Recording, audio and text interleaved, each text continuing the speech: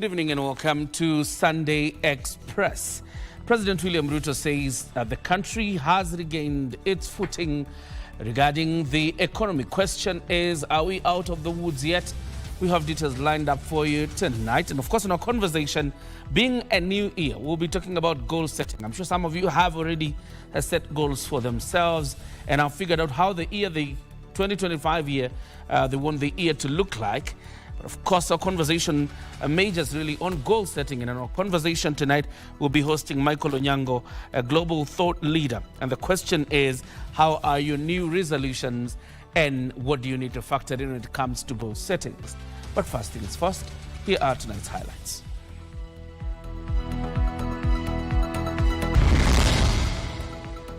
Academic calendar begins tomorrow with no Form 1 intake but transition to grade 9. And I can now say confidently that the economy of Kenya is now on good standing. President William Ruto says country is now out of troubled days of economic instability. Na vile serikali yetu na kila mmoja, kila familia waweze kuchunga ya kwamba maisha ya kila mmoja wetu yanadhaminiwa na yanalindwa na yanasaidiwa ili ya kwamba tuweze kukomaa kama wananchi ambao tunaweza kusifiana katika maisha yetu ya kibinadamu, sio katika vifo. And a section of clergy demands an end to abductions.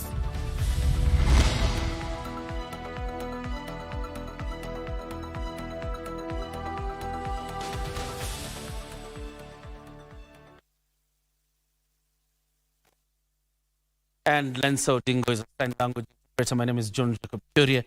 You are very much welcome to the broadcast. Start us off.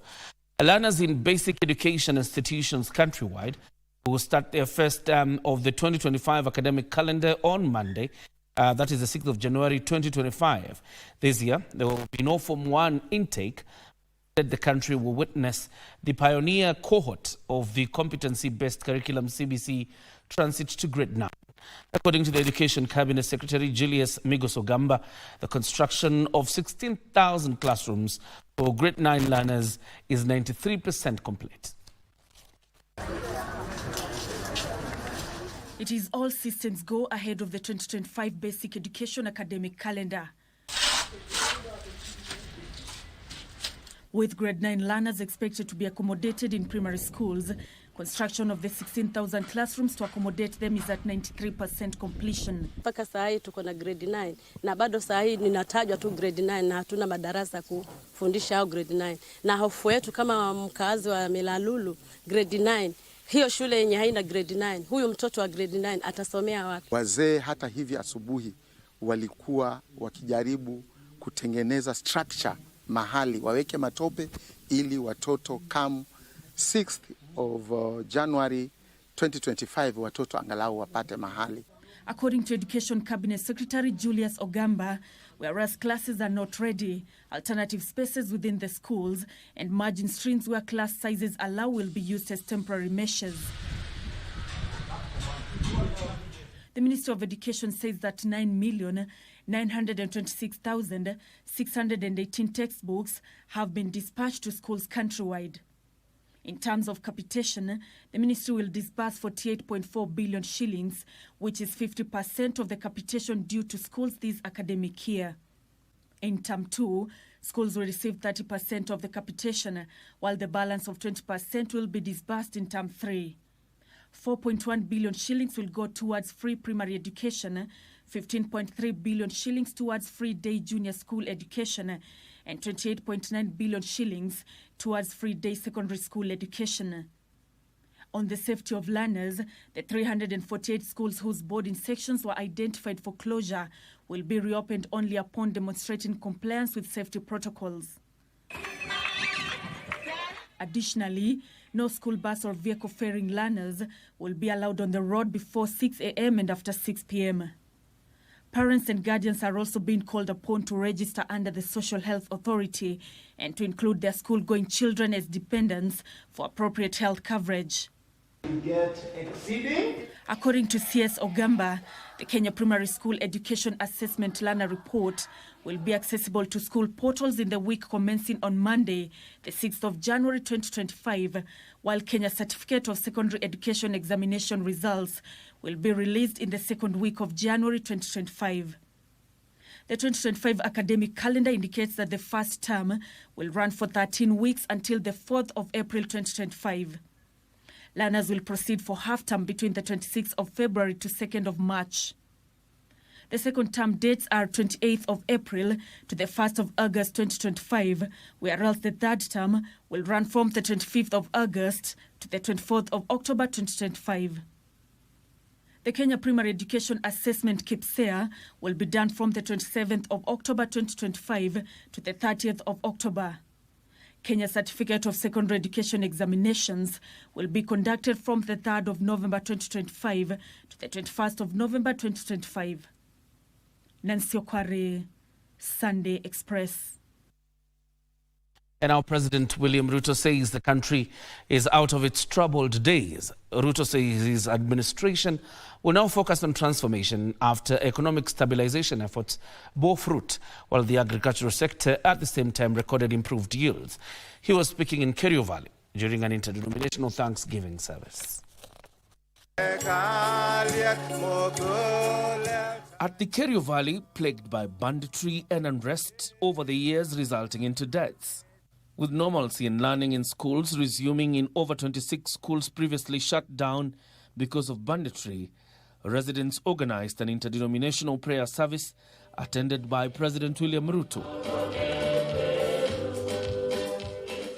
Responding to requests for government programs after the stabilization of peace in the region, the president exuded confidence that the country was already past its troubled days in the past 2 years of economic slump.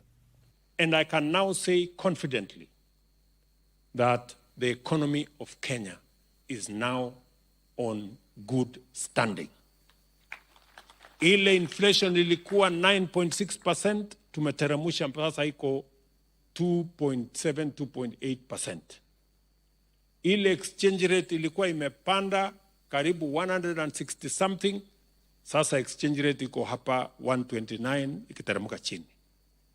Ile interest rate ilikuwa na matatizo, sasa ndio hiyo imeanza downward trend.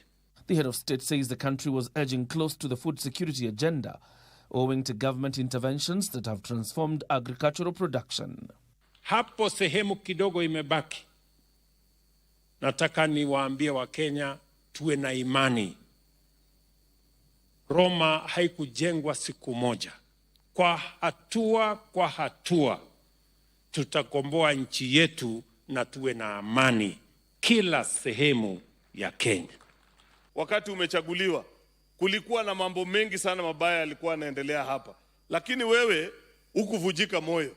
Ulitia bidii, ukaweka mikakati, ukaonesha uongozi mzuri. Siku ya leo ambayo tuko hapa, tunasherehekea kazi yako mzuri ambaye umeongoza taifa letu kwa kufanya. Terming negative ethnicity as a major impediment that had torpedoed development in the past, Ruto said his administration is also focused on implementing government programs for posterity. We have overcome what for many years held our country ransom, held our country hostage. The politics that looked merely at popularity for the next election, not the transformation of the next generation. The politics that focused on ethnic competition. Mimi nataka kuomba hawa watu ambao wanatisha kila wakati ya kwamba waache vitisho baridi. Mheshimiwa Rais, wakati wa siasa ukifika tutamenyana vilivyo. Mheshimiwa Rais, chini yako Mheshimiwa. The president directed the resettlement of those who fled the conflict in the region to facilitate the reopening of 13 schools that are yet to resume learning. Tutawapatia makao, tutawapatia mabati, tutawapatia chakula, warudi pale ndio watoto wetu wale wamefinyana katika mashule zingine warudi katika mashule yao. You may have lied to other cabinet secretaries before I want to tell you to your face, we know you, we know where you live, we know what you are carrying. We want to ask all the criminals who are roaming in this valley to make sure that the remaining few surrender every gun they have to government before we come for you. Meanwhile, his deputy, Professor Kioria Kindiki, has dismissed speculation about his absence from the public and working relationship with the president, saying that he had taken a 2 weeks leave to rest. Speaking in Mbeere, Embu County, during a church service, the deputy president challenged the critics of government to offer practical solutions, even as they criticize government policies. Deputy President Professor Kioria Kindiki, while at a Thanksgiving service at Full Gospel Church Kamumu, Mbeere North, Embu County, maintained all is well with his boss, President William Ruto. The deputy president dismissed speculation of a potential fallout, saying President Ruto had offered him 2 weeks leave during the festive season to unwind, but now he is officially back. Mimi nasema nafurahia nimerudi kwa katika ile kazi ambayo sasa nimepewa. Likizo yangu ilikuwa ya siku 15 hivyo, imeisha. Sasa ni kibarua. So watch this space. Watch this space. We know what the agenda is. We know the expectations of the people of Kenya. Professor Kindiki further reiterated that the government is keen to deliver on all the promises made to Kenyans, assuring that all delayed projects will be implemented in due time. Kazi ya kupiga kelele ni kazi ya mtu ameshindwa. When you are unable to articulate yourself, you make noise. Isn't it? When you are unable to persuade other people, you make noise. So musipigie viongozi kelele. While calling out the critics of Kenya Kwanza regime, the deputy president challenged them to offer practical solutions. Tuachane na siasa ya kupigia viongozi makelele.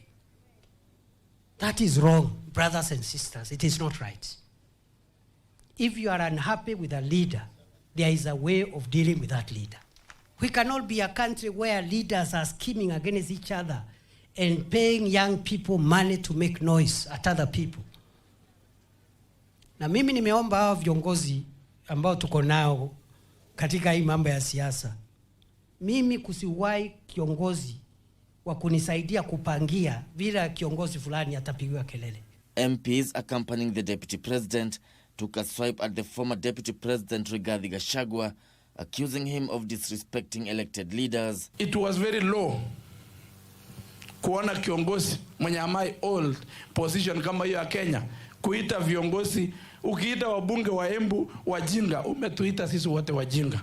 Na utajiita wajinga, umetuita ile watu walichagua sisi wajinga. Sababu hatukujipeleka bunge, tulipelekwa na wananchi in their own wisdom. Yule mwingine kazi ilimshinda, kazi yake ni kutusi viongozi. Wewe ukikuja hapa utuambie ya kwamba Roko ni mtu mjinga, Mundigi ni mtu mjinga, hawa viongozi walichaguliwa hapa ni watu wajinga.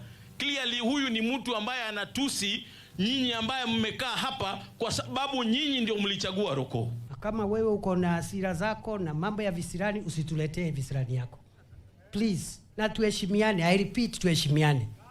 Mimi heshima zote nimekupatia, but you must also respect me.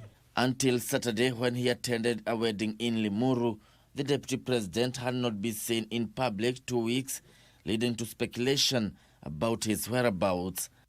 Gishuke Washira, Sunday Express.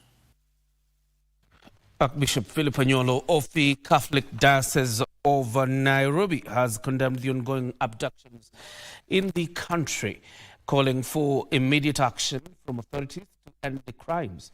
Speaking during a church service at the Holy Family Basilica that is the Holy Family Parish Church in Mugumo, Kiambu Sub-County, Anyolo queried the government's inability to provide answers to the trend. Anyolo's remarks were backed by the Reverend Canon Evan Somolo, the provost of the All Saints Cathedral, who demanded a full report on the kidnappings.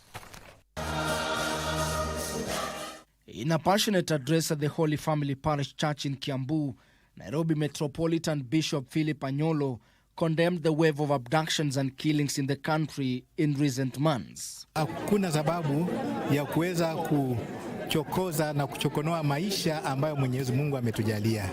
Na tunaomba ya kwamba yeyote anayehusika kufanya hivyo, awe ni nani, hana uwezo, hana sababu ya kufanya hivyo, kwa sababu maisha ya mwanadamu ni Mungu tu ndiye anayetujalia. Sentiments echoed by parish moderator David Nganga, who criticized the Interior's ministry's refusal to take responsibility for the abductions.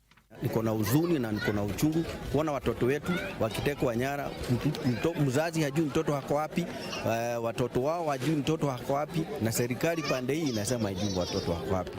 Tungeuliza hata wale wanaendeleza hayo mambo, mtu ajiulize kama angekuwa mtoto wake, ni lipi ungesikia ukiwa kwa roho yako ama kwa moyo wako? Serikali yetu na kila familia waweze kuchunga ya kwamba maisha ya kila mmoja wetu yanadhaminiwa na yanalindwa na yanasaidiwa ili ya kwamba tuweze kukomaa kama wananchi ambao tunaweza kusifiana katika maisha yetu ya kibinadamu.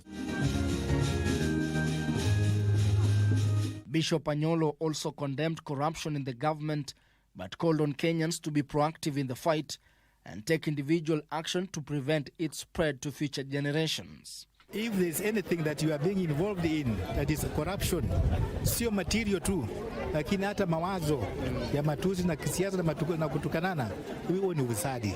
It means your mind and your heart is corrupt, and when they are corrupt, they cannot wish anything well to the growth of our country and the growth of us as a nation, as human individuals. The unresolved kidnappings was also a matter of concern in Nairobi, where All Saints Cathedral Provost Reverend Canon Evan Somolo called for a full report on the abductions. We want to ask for a full report of who is behind these kidnappings, because these offices, the Office of the Director of Criminal Investigations and the Office of the Inspector General of Police, are public and constitutional offices, and Kenyans will hold you accountable. Ben Chumba, Sunday Express. Now, the former Deputy President Rigathi Gachagua wants the International Criminal Court ICC to investigate crimes committed by the outlawed Mungiki sect in the 90s in the country. Speaking during a Sunday service in Nyeri County, the former Deputy President called upon his allies to write to the ICC, seeking to have the International Criminal Court probe the historical crimes committed by the Mungiki sect. Gachagua emphasized the need for justice and reconciliation, even as he raised fears of a possible re-emergence of the said sect. And I think, Honorable Kagusha, you must get a team of lawyers and document the atrocities that were committed by that criminal gang against the people in the 90s. Because those were crimes against humanity. And start engaging the International Criminal Court. That the ICC should not wait until crimes against humanity have been committed. This gang is known to have committed crimes against humanity.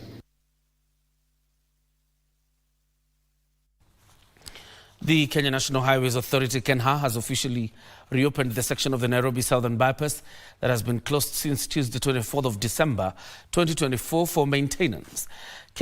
The KENHA Deputy Director of Corporate Communications, Samuel Kumba, said the repairs involved replacement of expansion joints on 3 sections, including the Ole Sereni Bridge, Kibera Overpass, and the Ngong Road interchange, after they discovered that the initial joints were failing. He added that the authority is facing the challenge of vandalism of street lights installed to prevent insecurity. For the users of the Southern Bypass, which attracts approximately about 25,000 or so motorists every other day, and that now vehicles can move freely and comfortably. However, as we come back to the new year after the festivities, we want to encourage Kenyans to observe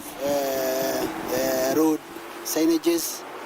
Do not speed to impress, because that again endangers not only the life of the driver, but also other road users.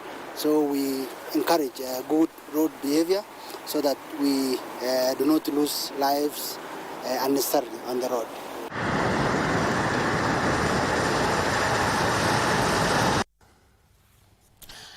Of course, that story takes us to a very fast breather right here on Sunday Express. But of course, when you come back, there's more news lined up for you, including that conversation that starts off the year. And we're talking about the goals that you've set for yourselves this year. And of course, if indeed you're within the parameters of reality, don't go too far.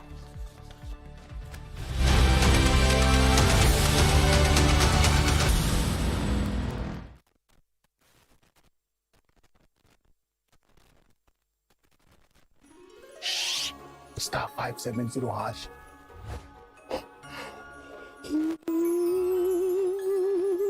Option 1 kuna PS5 na ni full package na inakuja na JBL Party Box.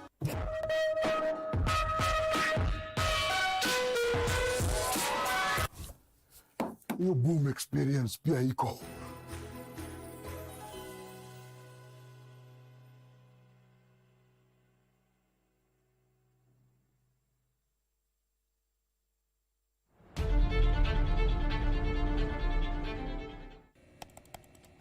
Technology has become a crucial part of our society. Without technological advancements, so much of our everyday lives would be drastically different. As technology develops, it strives to fulfill the changing needs of society. This means that technology exists to help us achieve the things that we wouldn't be able to achieve without it. Take on Tech looks at the advantages and downside of technological innovation in a world that is becoming increasingly dependent on new digital technologies. Every Monday at 10:30 p.m.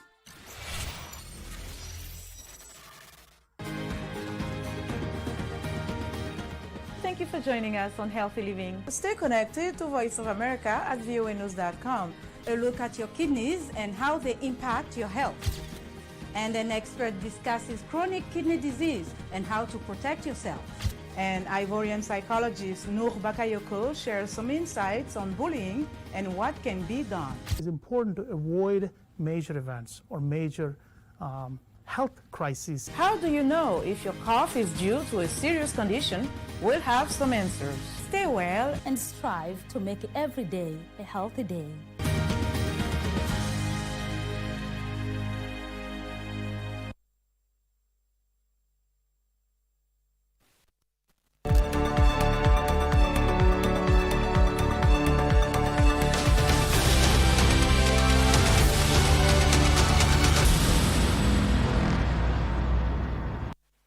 Back, you're watching the Sunday Express. A 28-year-old woman has surrendered herself to police in Kikuyu, Kiambu County, after allegedly stabbing her boyfriend to death. Grace Washake Kamejo is said to have killed 29-year-old Peter Kigwai Gashunga on Saturday night at the Kerwa village in Kikuyu constituency, Kiambu County.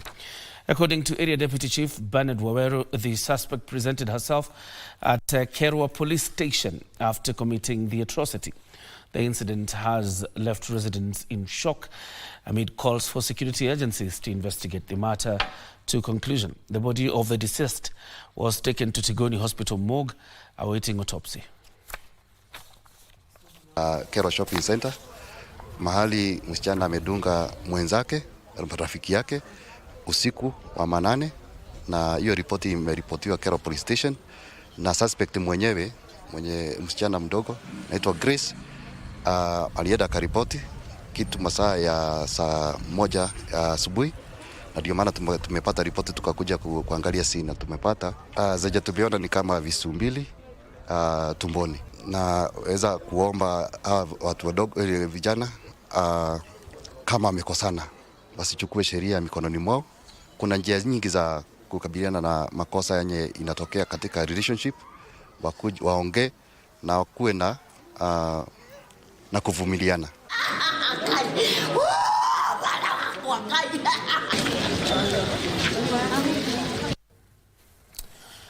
An official from the Independent Electoral and Boundaries Commission (IEBC) was murdered on Sunday morning following a violent robbery at her residence in Utange, Kisauni constituency in Mombasa County.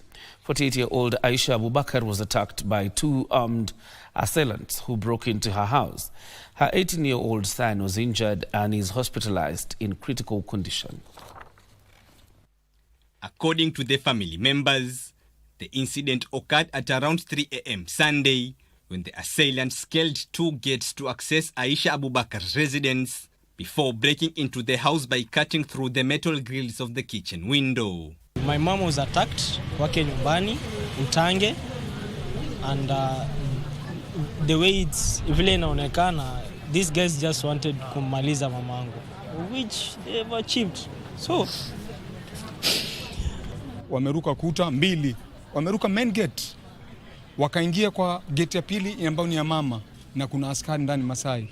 So vipi, tumeshangaa kuwa wale wamefika paka kwa mama, wakakata grill ya dining, wakaingia ndani ya nyumba na wakafanya uhalifu. The robbers ransacked the house, making away with the assorted household goods. Wamechukua vitu kidogo sana kwa nyumba, wamechukua TV na kuna mkoba wa IEBC, wamerarua, wamechukua vitu zile zenye ziko pale ndani, wakawacha ile mkoba pale chini. Hawakuchukua tena kitu kingine zaidi. The family is calling on the police to expedite investigations and ensure the perpetrators are brought to book. Serikali ifanye bidii, hawa wahalifu wasimalize wa Kenya kiholela namna ile. Watafutwe vilivyo, lakini paka wapatikane. Wamemtoa mama uhai. We don't know why. We are sad. Sisi as a family tuomba serikali ifanye bidii, wahalifu waliofanya kitendo hichi wapatikane, kwa sababu ni kitendo cha kusikitisha.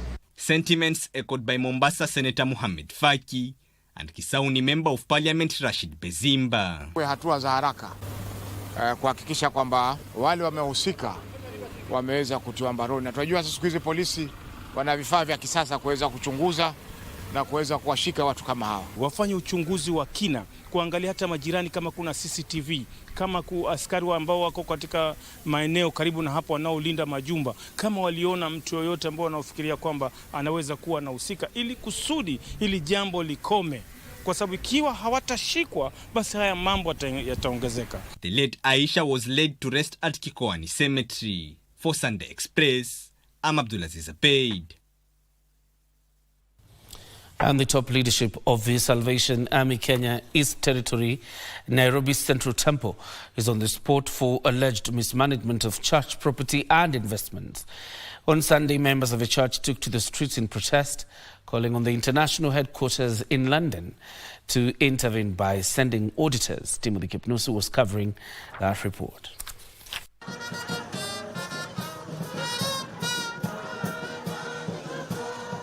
A section of streets of Nairobi was painted white on Sunday afternoon as the Salvation Army Nairobi Central Temple soldiers held peaceful demonstrations. The faithful lamented what they termed as lack of transparent leadership. Tunasema Kiama na timu yake ya finance wanafaa kwenda nyumbani, tupatiwe another team ambayo itaongoza territory kulingana na vile inavyofaa, ambayo itaongoza territory kulingana na msimamo wa jeshi la wokovu. Wala sio mambo ya ufisadi kanisani, wala sio mambo ya kuingilia mipango ya kanisa. They accused the Kenya East Territorial Commander Colonel Daniel Kiama of working in cahoots with unscrupulous individuals. The Nairobi Central Temple soldiers are converged here today in solidarity with the local officers on demanding that the church properties and investments are being mismanaged by the top leadership at the headquarters, especially by our Colonel Daniel Kiama. This even as they call for immediate revocation of contract agreement of the Nairobi Central Complex stalls. Kiama lazima revoke contract yake na Funani Consolidated. Kama hajafanya hivyo, hata sija kutuongelesha, wacha aende nyumbani. Kiama arudishe KBV 505 U. Efforts to reach Kiama to respond to allegations were futile as he did not answer calls or reply to messages. We are calling upon the international headquarters that sits in London to intervene and send in the auditors to salvage the Salvation Army's image and reputation, as corruption has become rampant, such that the soldiers in Nairobi Central Temple cannot take it anymore. Na kwa hivyo tunasema Kiama afanye nini? Kwa sababu afuati sheria za Salvation Army. Salvation Army tunaamini kwamba kama kuna makosa, wasee wa kanisa ukaa chini. Timothy Kipnusu for Sunday Express.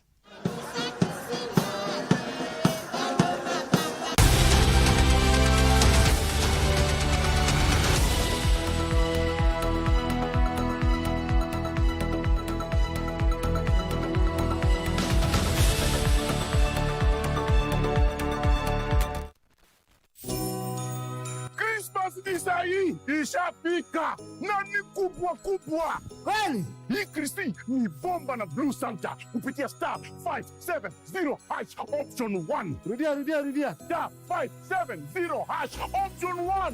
Iko PlayStation 5 na 55 inch TV na iko 500,000 Kenyan shillings. Na mbuzi moja?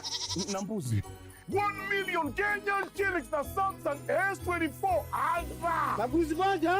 Iko 2 million Kenyan shillings na iPhone 16 Pro Max. Na mbuzi mbili? Blue Santa amekuja na zawadi kibao. Na ni kubwa kubwa. Hapa kuna ndogo ndogo. Hapa Christmas ni bomba.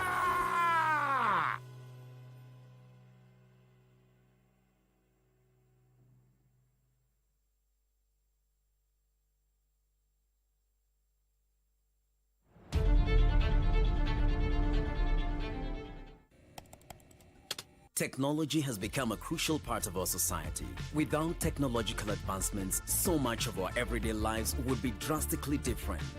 As technology develops, it strives to fulfill the changing needs of society. This means that technology exists to help us achieve the things that we wouldn't be able to achieve without it. Take on Tech looks at the advantages and downside of technological innovation in a world that is becoming increasingly dependent on new digital technologies. Every Monday at 10:30 p.m.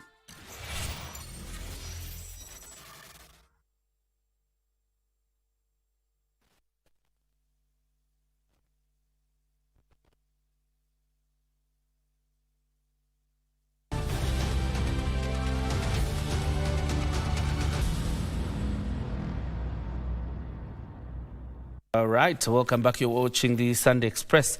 Michael Onyango is a global thought leader on frontier technologies. He has over 20 years of experience in frontier technology, strategic communication, ICT policy, and public affairs. And of course, he has worked with the African CDC, and its disease control, and the UN SDG Innovation Lab. But why he is here is to talk about goals, which is very important. The year has begun. Michael, first of all, Happy New Year. How are you doing? Happy New Year, John. Thank you very much for having me here on Sunday Express. I'm doing well, and this is my first official function of the year. Quite interesting. Yes. Let's first begin with this whole thing, because I mean, as the year begins, the biggest question obviously has been, should people set goals for themselves? Probably owing to experiences of years past. Yes. Should people set goals for themselves in a new year? I think setting goals is an important and a great thing. But I think let's help people a bit. And let's go back to where did goal setting begin and when did the whole thing of New Year resolution start? This actually began back about 4,000 years ago with the Babylonians. And this actually began in mid-March, just before the planting season. And they then used to have New Year resolutions for their calendar year because that was the planting season. So the reason behind the goal was that it would align with their prayer and their offering to their gods so that their planting season would be successful. So you are right when you say that goal setting is important because 4,000 years ago, that the Babylonians started doing that. But however, it's interesting. The Romans, and this is Julius Caesar, the emperor, in 46 BC, he changed the calendar year to what we currently know it as today, as in the January, after the god Janus. So that's why January is the so-called New Year for all of us. So back to what you've just said, goal setting is important, but I will say that we shouldn't strictly do it in the new year because everybody is doing it. We should align it to our own personal calendars and our own personal rhythms. Then it makes more meaning and more sense. Our own calendars, our own rhythm. Exactly. Elaborate. Elaborate. So for example, I personally, my new year doesn't start in January. Yes, no, it doesn't. It starts on September 29th, during my birthday. Okay. Then I'm not competing with the rest of the world. I am doing it for me. Not because it's a new year and now everybody else is doing it. It's interesting, if you look a bit deeper, and for those, I'm not trying to discourage anybody who has set goals this year, like those who have now decided to go to the gym, decided to change the diet, to detox, decided that I'm going to read 3 books every single month. By January 19th, which university is called the Quitter's Day, most of them would have quit. But that is because you are doing this because society has told you and you're working with the rhythm of everybody else as opposed to your own personal rhythm and your own personal calendar. So set goals, but align it to your calendar. It doesn't even have to be on your birthday. It could be some significant instance of something that happened in your life. It could be something which maybe was tragic, like a death of a parent, but that always reminds me this is the time for me to reflect and to therefore set my goals for the calendar year that is to come. So goal setting is important. It is critical. However, we have to do it for ourselves and not because the world has said now it is time to set the goal and to set the rhythms. All right. Yes. You know, quite an interesting perspective when you talk about reflecting. Yes. And I'm just here wondering, because of people who've set goals before and probably didn't come to fruition or achieved a half. Yes. How important is it that before you set the goals of a new year, to reflect on the goals you set yourself, for example, for the past year? Oh, you know, I'm a strong believer that the past is very important in terms of our future, but I also am a strong believer that the past must inform but not dictate the future. So it doesn't matter if in your past you never succeeded, like last year you set your goal and 3 months through it you never succeeded. No, what you must look at is the success of that 3 months and say, how do I do it better this year? But more so, I think the most important thing that I'll try to emphasize in today's discussion is that the goals need to be set according to your rhythm, according to your own personal calendar. Then you'll be more successful. Because, for example, you'll find that some people right now probably have agreed that, you know, me and my friend, from tomorrow, Monday the 4th January, we're in the gym. We're in the gym from 4 o'clock in the morning till 5:30, and we will leave. Then when your friend drops out, it also affects you because it's connected to somebody else. So it is very important that you must find your own rhythm, you must understand yourself, and not be too overtaken or too overcome by the various things that happen around the new year.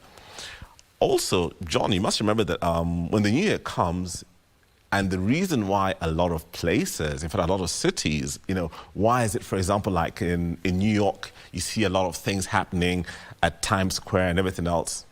It's a business. So are you part of the business?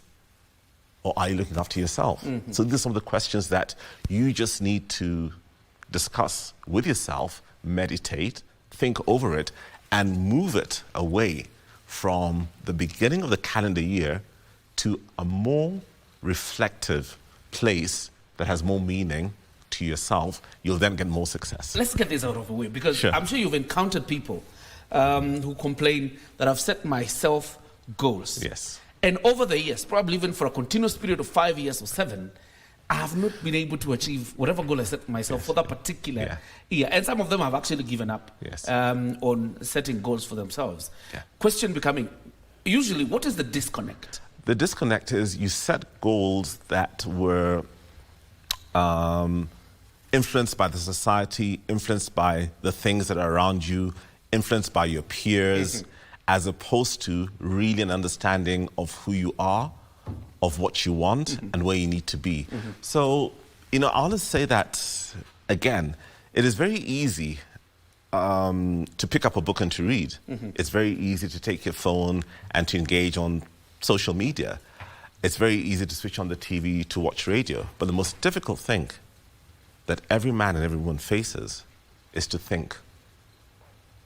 Thinking? Yes. If I tell you, put everything aside, leave the book out, leave the TV, leave your friends, and just sit and think, people get frightened.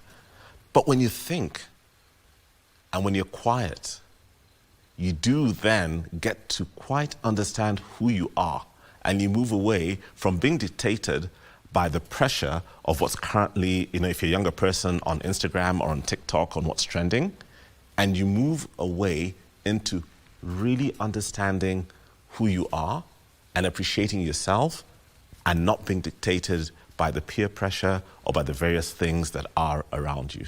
Yes. There is a big aspect of the confines of reality, because some people end up, you know, overstretching themselves. What are the strategies that one can use, for example, so that even as you set goals for yourself, you remain within the borders of reality? Yeah. So, you know, like I said before, you've got to know who you are. If you don't know who you are, then it's very difficult to set goals. So you've got to understand yourself first. And this is one of the most difficult journeys to have, your own personal journey. And like I said, away from the books that you read, away from what you probably hear, you know, whether you're at the mosque or whether you're at the different various religious establishments where you go to. It is not wrong to have spiritual engagements, but it's also important to understand that you're actually a spirit within a body and not a body in a spirit. But for you to understand that, like I said again, you need time off, you need quiet time away from all these different books, from all these different agendas, like you so mentioned, which you keep doing because that is what you probably saw maybe a good friend of you do, and to you, he or she is successful, quote unquote, and you want to be them. Stop trying to be anybody else. For example, many years ago, I learned that one of the things that have helped me become a better person is probably about 8 years ago, I learned that my goal was to be the best Michael Onyango I could be. Not to try and be Nelson Mandela, or not to try and be Barack Obama, but to learn what is it that I am and how do I best develop those things from within me, and therefore I seek out the resources, the friendships, the associations, and the places that I need to be or not be, or to cancel, so that that takes me to a better place and helps me set the goals that are for me. Not a goal which I want to do so that I can show off to John, probably on my post, on my X account, or on my social media account, that I have lost 15 kgs over the last 6 months. Am I losing 15 kgs because it is fashionable to be between X weight and that weight? Or am I losing it because if I do it, it makes me feel good, it makes me become better in how I live, in the things that I love and the things that I enjoy. So again, it comes down to, for you to be a successful goal setter, the first thing you must do is you must understand who you are, which is a very difficult journey because it doesn't happen overnight. It is a process, and it's a continuous process that we all continue to walk every day. Yes. Is it advisable then to break your goals into long, medium, and short term. Absolutely, yes. I mean, you start off by doing things which are within your reach and in which you can congratulate yourself with. I mean, small little things. For example, let's say that you desire to be a better reader. Simply start off by, just say that in the month of, in the first month of this goal of mine of being a better reader, the only thing I'm going to do is that every single day I'll just read one page, just a page. And before you know it, as you continue reading your one page, without pushing yourself, you'll go beyond your one page before even that 1 month finishes, because you're now seeing that what you've tried to do, you're able to achieve that and congratulate yourself over it.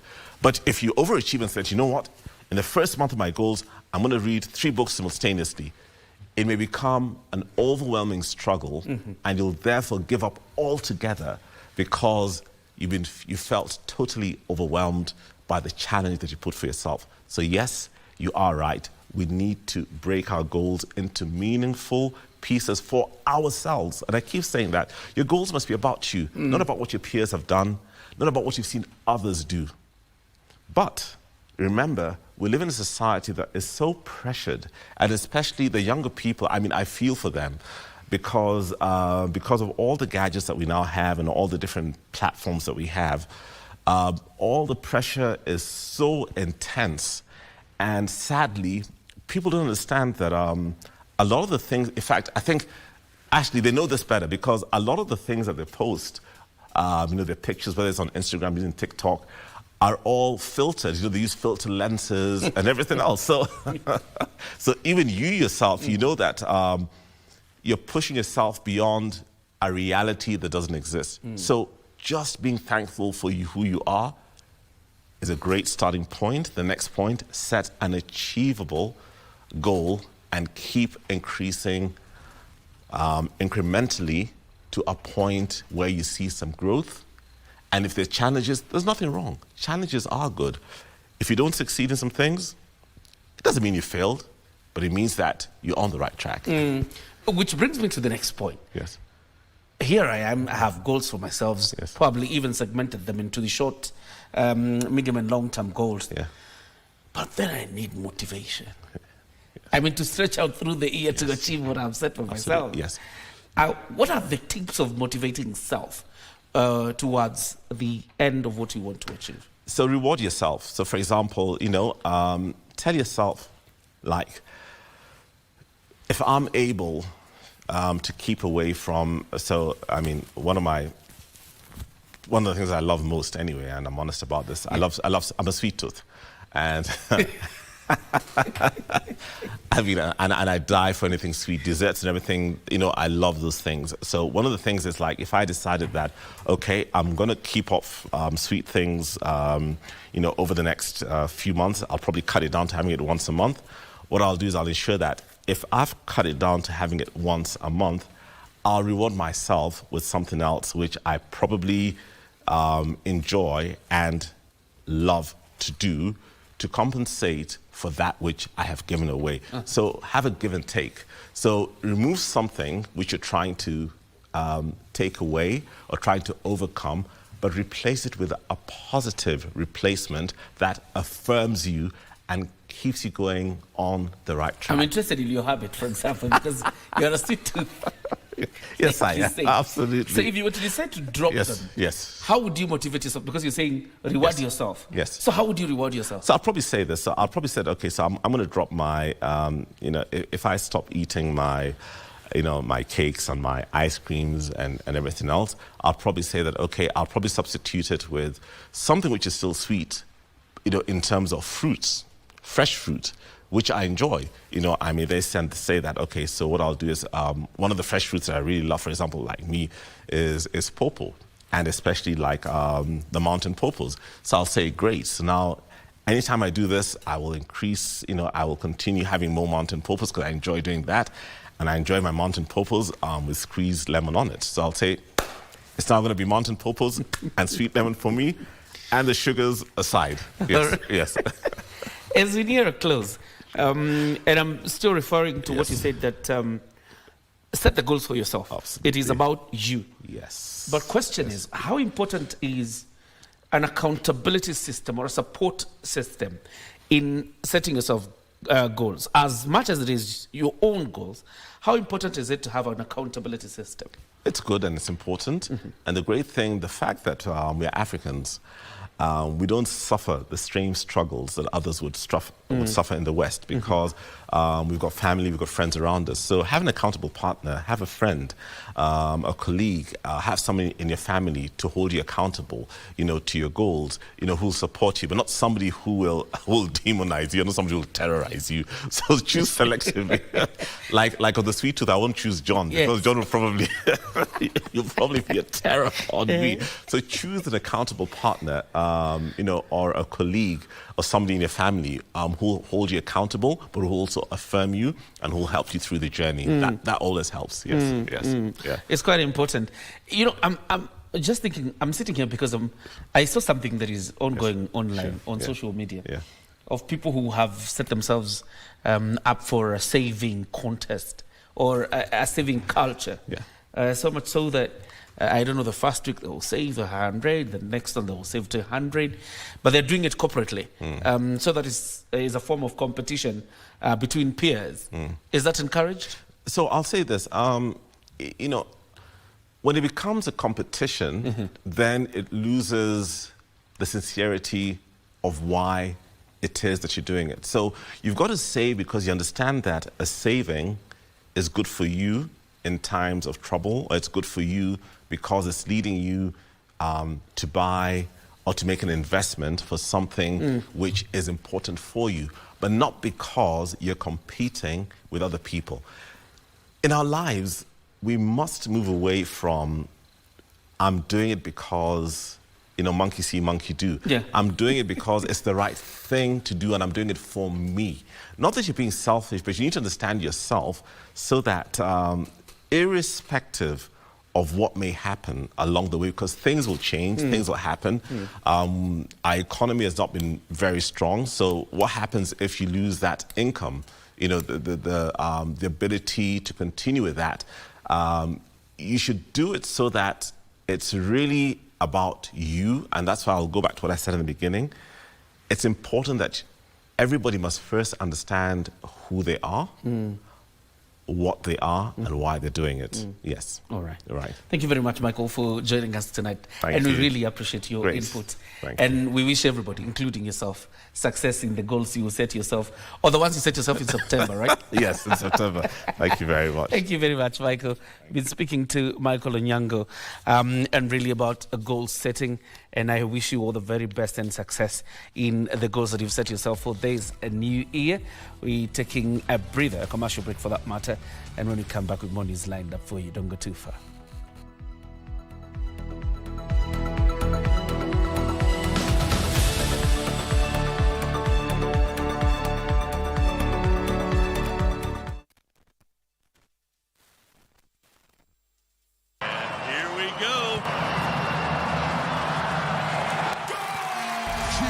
Favorite team and win big on MeChezobet.com. Casino, Aviator, and other crash games also available at MeChezobet. Sign up today. This message has been approved by BCLB license number 664. Gambling can be addictive. Play responsibly. Terms and... Got the fear of missing out? Want to keep up with all the latest entertainment news and latest celebrity gossip? From the latest rumors to popping events to the newest fashion trends, here is where you get all the tea or juice when it comes to entertainment, and you get it served on time. All that and so much more on Grapevine every single Monday from 10 p.m. and a rerun every Tuesday from 2 p.m. only on KBC Channel 1. Remember, if you did not see it on Grapevine, then it most probably never happened.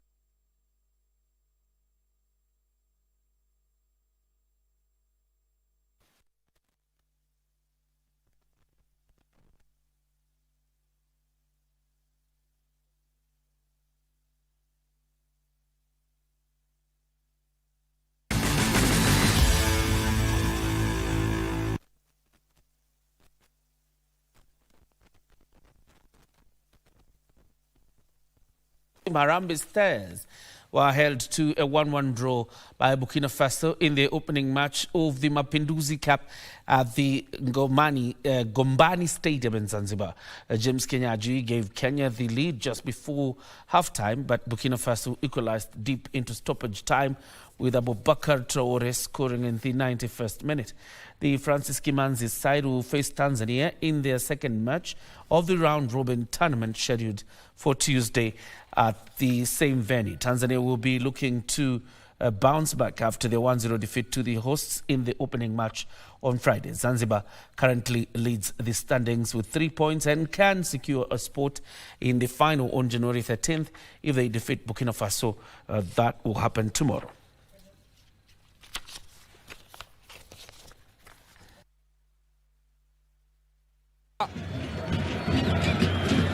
Iliwekwa cross, walinzi wakajisahau na akaenda kugaragara na kupiga kichwa kile cha kuruka. Abubakar Traore wameanza vizuri, hata ukianalyze hiyo game unaona game ya bao yake kukomboa ikuwa halali, but ni game huku.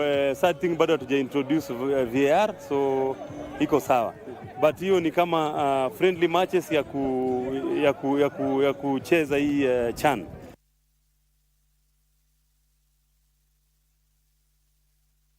The Kenyan football fraternity came together in a show of unity during a soccer tournament held to celebrate the life and times of former Kenyan Premier League player, the late Ezekiel Otuoma. Otuoma, a former striker with several local league clubs, among them Ulinzi Stars and Muhoroni Youth, is set to be buried on January 11th in Gam, Ramula, Siaya County.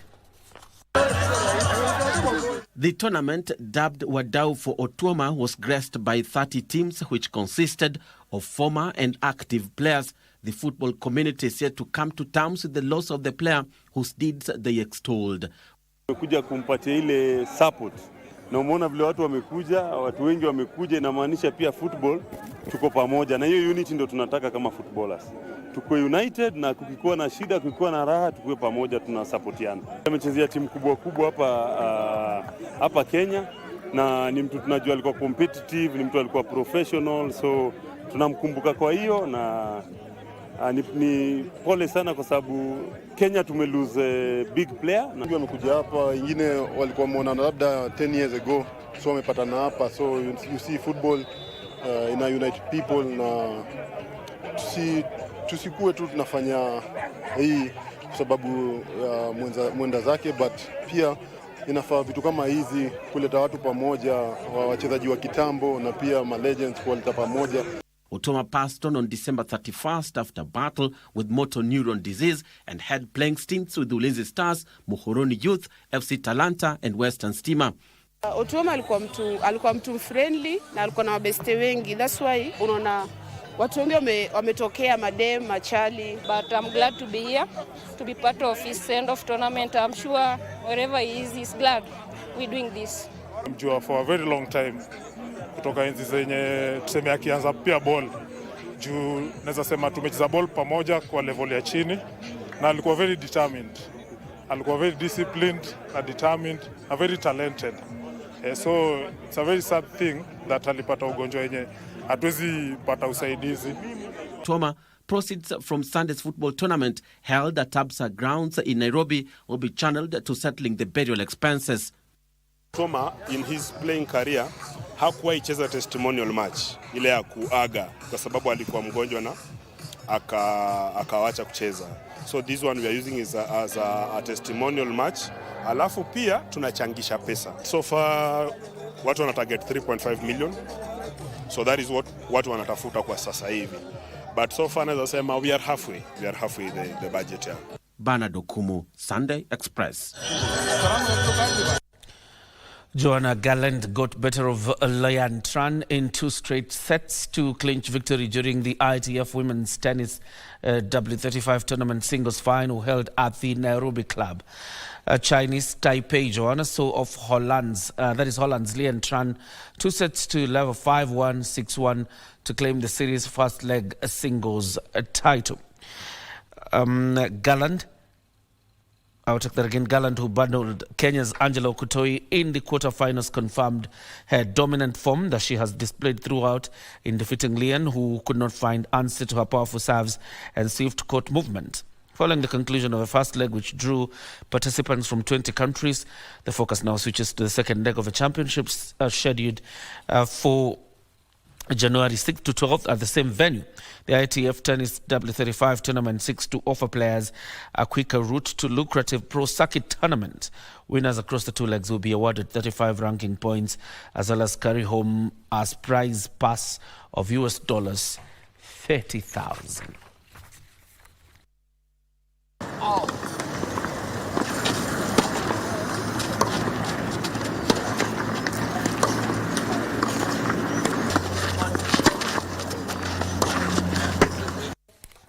We're putting cap right here on Sunday Express. Thank you very much for joining us. Lensa Odingo was a sign language interpreter. Continue enjoying the new year, and of course, as normalcy resumes beginning tomorrow, including the beginning of the new year calendar for schools. Have yourself a good night. God bless you. See you around.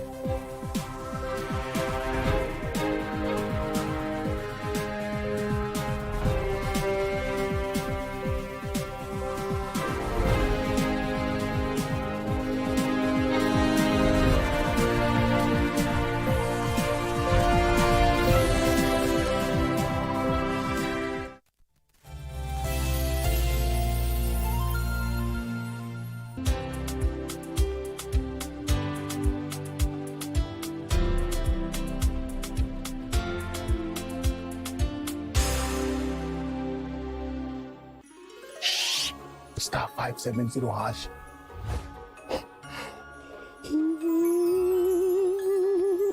Option 1 kuna PS5 na ni full package na inakuja na JBL Party Box.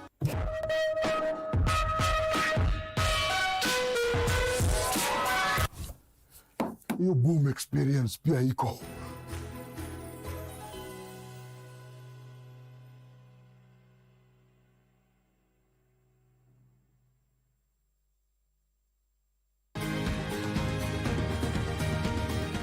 Thank you for joining us on Healthy Living. Stay connected to Voice of America at voanews.com. A look at your kidneys and how they impact your health. And an expert discusses chronic kidney disease and how to protect yourself. And Ivorian psychologist Noor Bakayoko shares some insights on bullying and what can be done. It's important to avoid major events or major health crises. How do you know if your cough is due to a serious condition? We'll have some answers. Stay well and strive to make every day a healthy day.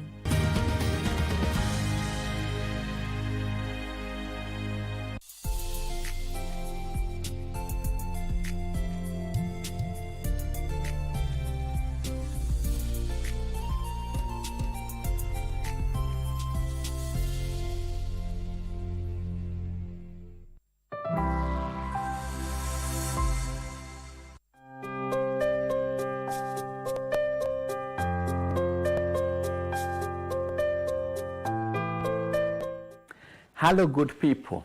This is Save a Life, the only show that is saving lives. And thank you for your continued support. Tunazidi kubadilisha maisha Kenya nzima. We are doing this in all the 47 counties. Wewe sema sijafika kwenyu. Kama sijafika, please invite me. Because Save a Life Community, it is our organization. All Kenyans, we don't choose tribe, all race, all religion. Tutemea Kenya nzima. Tuko coast, tuko western, tuko Nyanza, tuko central, tuko kila mahali, tuko eastern part. and God has been faithful. I'm going to start with what we have done so far. Just a recap of amazing stories that of late zimekuwa zile cases tumesaidia.